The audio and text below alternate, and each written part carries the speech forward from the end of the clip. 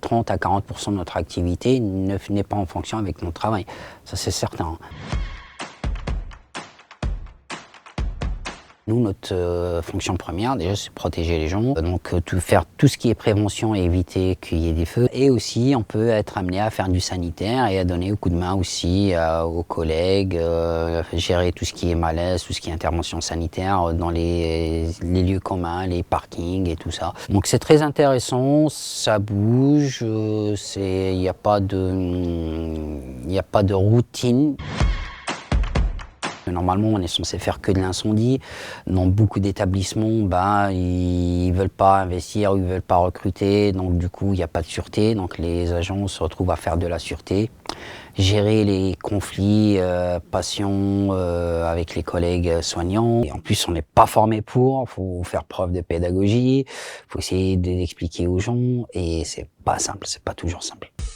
La CGT propose la promotion des services publics renforcés et dotés des moyens budgétaires et humains nécessaires.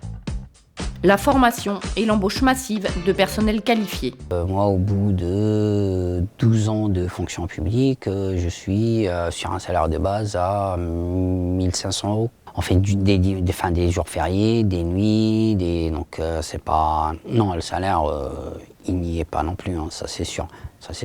Même avec leur Ségur, leur saupoudrage de Ségur, on n'a pas gagné plus que ça, hein, c'est pas... Sur les plans de formation et tout ça, les formations que nous on veut par rapport, ils n'existent pas déjà. Donc déjà, il faut aller nous chercher, faire le boulot des bureaux de formation, aller chercher nous les organismes de formation, présenter le projet, et c'est pas simple. Luttons pour être plus forts. Pour le droit effectif à la formation continue, avec maintien intégral du salaire et prise en charge par l'employeur de tous les coûts, pour l'augmentation immédiate d'au moins 10% du point d'indice, en décembre, je vote CGT.